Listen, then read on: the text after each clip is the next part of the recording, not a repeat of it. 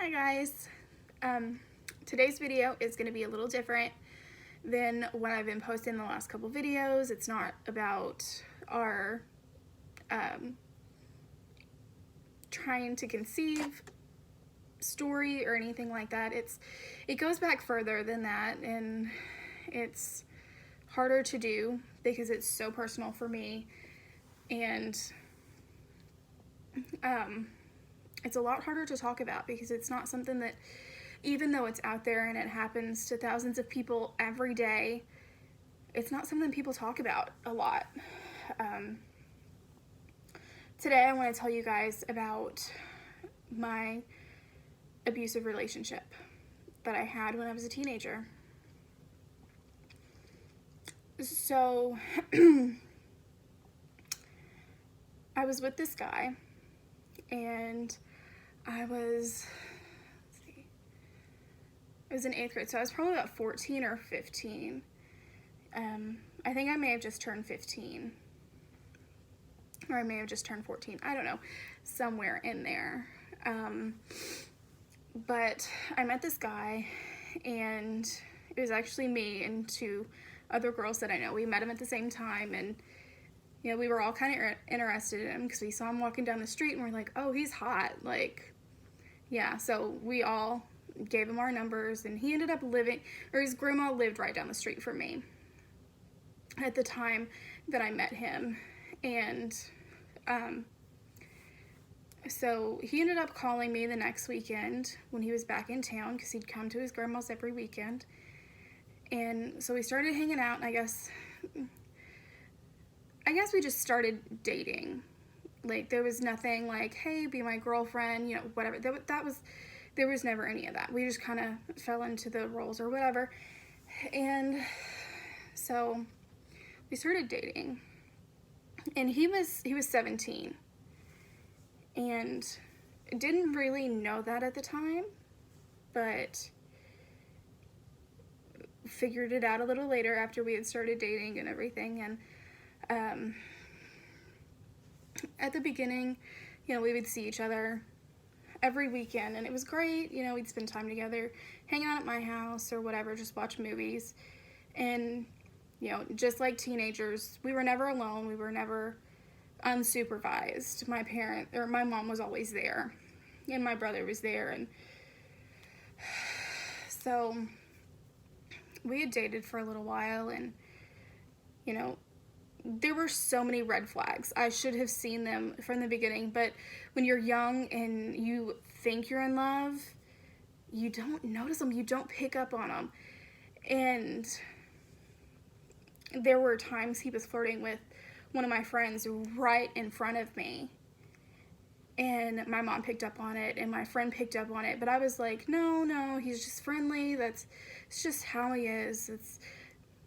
I just kept pushing it off, and I was like, I didn't want to believe it, because being so innocent and naive, I wanted to think that he was only interested in me. No, not the case at all. But sorry. But anyway, a little while later, we were together for the first 6 months. We were together. It was fine. Other than him flirting with other girls and stuff, it was fine. And then our 6-month anniversary, I can remember it so clearly. Like, we were sitting in bed watching a movie, and my mom was like in the next room. The door was open, you know, she could look in and see where we were at and everything. She was watching a movie with my brother in his bedroom, which was the very next room. And we were watching, it was like Meet the Spartans or whatever. It was a parody movie. And I can remember, you know, we started like wrestling around, like shoving each other playfully and everything. And then all of a sudden he grabbed a handful of my hair. And,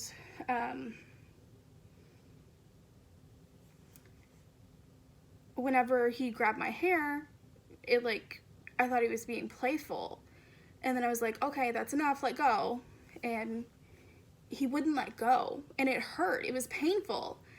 And so then, I was like, let go. Like, this is not okay. Let go. And he wouldn't let go. And he thought it was the funniest thing. And so I pulled and pulled and pulled away from him, thinking that he would let go. But he didn't. And he ripped out a handful of my hair because he wouldn't let go. And that should have been the first sign, like, this isn't okay. This is going to become a behavior. But no, I stayed, and at this point we were still seeing each other on the weekends, and everything was, it wasn't like he abused me all the time, but I am going to tell you about the incidences that I do remember. I have repressed a lot of my childhood. Not really my childhood, but of things that happened from, I guess, about that time of meeting him to, I guess, the last 6 years.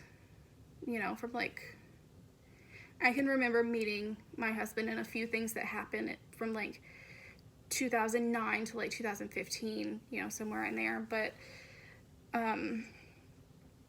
him ripping a handful of my hair out was the first sign that I should have noticed, and I didn't. And then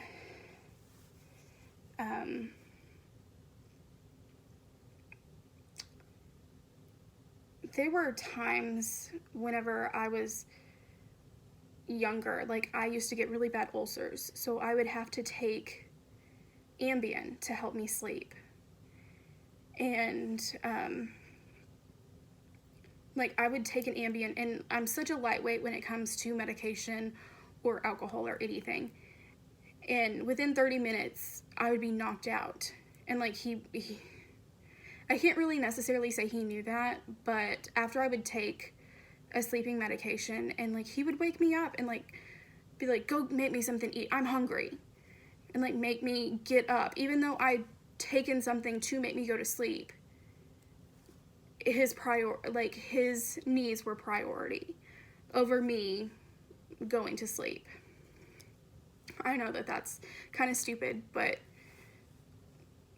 it's just part of the story, I guess. Another thing I can remember is that he would, again, we watched a lot of movies, and there was one time, like, I guess he went to give me a wedgie. I guess playfully, I guess, I don't know. But he gave me a wedgie, but he didn't stop. He ripped a pair of underwear off of me, through my jeans. Ripped a pair of underwear off of me. And it wasn't funny. But he thought it was funny. He got so much enjoyment out of it. It wasn't funny. And there were several times that he would hold me down and spit on my face. I'm not talking about like talking, like the little bit of spit that comes out when you talk. No, he would like spit on my face. Like when you like go to spit on the ground, that's what he would do on my face. And he would just laugh and laugh. And like, he would be so abusive to me. And it wasn't just the physical things. Like, he would tell me all the time, like, you're never going to leave me. You're never going to find somebody better because I'm the best thing that's ever going to be with you. Like, you don't deserve anybody better. And for a long time, I believed it. And then just, there's so much that I want to say, but I don't really want to make a long video, but there's so much, and I want to put his name out there, but for reasons I'm not going to. but my friends know exactly who he is. And if his family watches this video, they're gonna know who he is, because it was at the time that, it was before my mom died. And even after my mom died, my mom loved him like a son.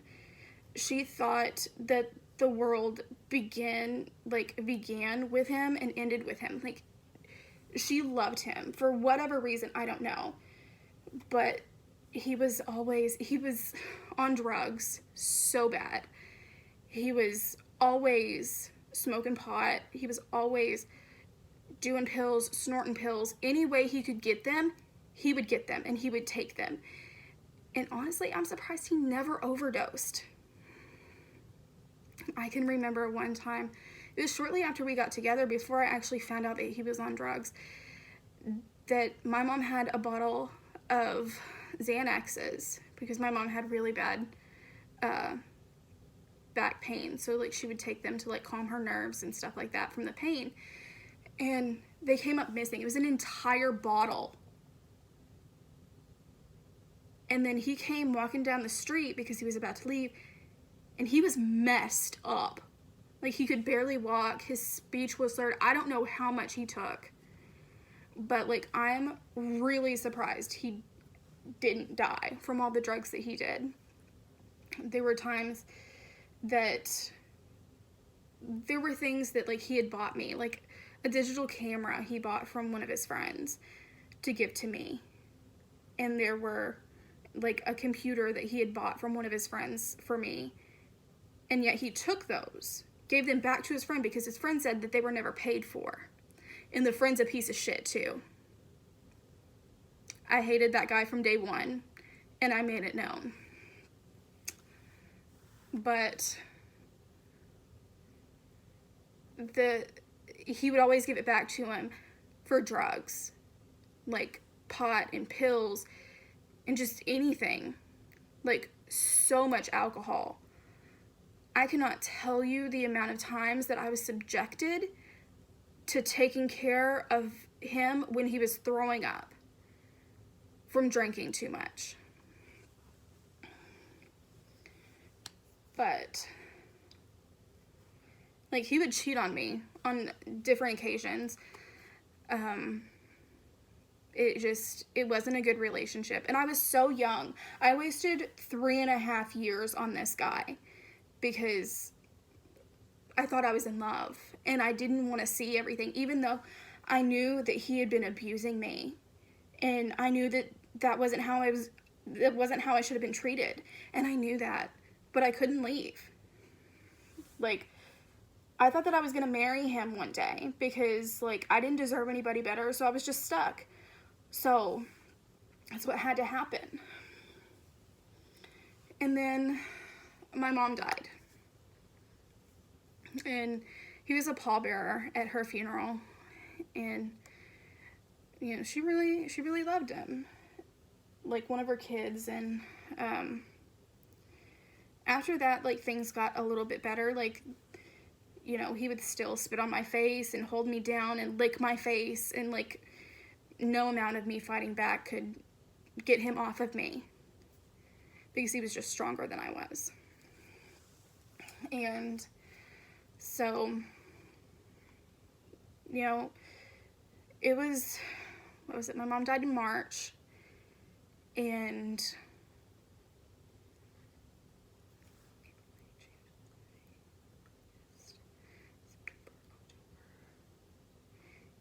it was Halloween when I finally had enough of him cheating on me and abusing me and just treating me like crap, like I was nothing. From the time that my mom died to the time that I left him on Halloween of 2010, I learned how to love myself. I learned how to decide who I needed in my life and what I deserved, or not who I deserved or what I deserved. I learned how to decide how I was going to be treated. Like, how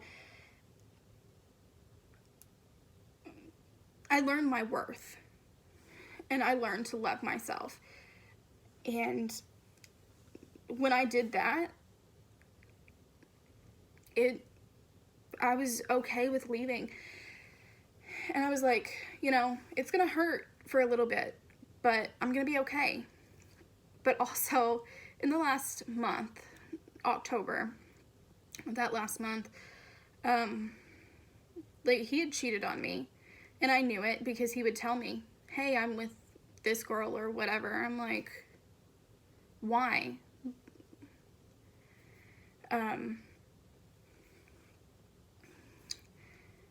In the last month, I had started talking to someone else. And that's part of what helped me to move on to where I wasn't gonna be sucked back into getting back with him. Because, like, there were so many times before that he tried to break up with me. And I was like, no, please don't leave me, please don't leave me. And, like, begged him to stay. And, like, he finally he would stay. Because I was scared to be alone. And then, you know, I finally left. I threw his shit out and, like, gave him everything back. Like, I don't want it. Take it. I don't care. You know, whatever. And, you know, from that point on, like, I would still see him around every once in a while, but it wasn't...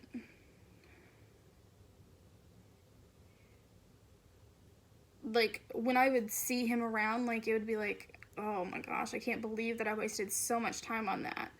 Like, how stupid could you have been to not realize that this is what this guy was doing to you? But the healing process, even 3.5 years after breaking up with him, was still hard. I was still flinch or just, like, seclude back into myself when somebody would get mad at me. Like, even to this day, when my husband gets frustrated or upset with me, I kind of just shut down. I don't really, like, I don't shut down, but, like, I get super defensive and, like, I'm ready to fight. Like, it's not something that I would have thought that I would have had to be, but it's all part of the healing process. And, like, I can make a whole nother video on that if you guys want to see that, or if you want to, you know, hear more about this horrible person that did these things to me. There's more to tell. This is kind of just skimming the surface of things that happened in that relationship. But the reason why I'm making this is I was working and I was leaving the Walmart parking lot with my client, and I saw him and his wife walking down the aisle as I was leaving in my car, and I was like, damn, everything that I had to endure with him to get where I am, like, I can't say that I would go through it again, because honestly, I wouldn't wish anybody to go through that. But to get to where I am, to see how much better I am now than I was then, God, this was all part of God's plan for me. Not that the pain is ever part of it, but in the bigger picture, it's just a small thing. But I know this video is getting kind of long, but yeah, if you guys want to see more or hear more about this, you know, put a like on this video, and I'll make another video and I'll talk more about him. Probably won't expose him. Safety for me. But yeah. I want to know what you guys think. I want to hear what you guys have to say about this. Yeah, like, subscribe, please share, leave a comment. I just want you guys to know that I'm really thankful for you guys that, you know, support me in any way. But yeah, like, subscribe, and let me know if you guys want more on this topic. But all right, I will see you guys in the next video. I hope you guys have a great day.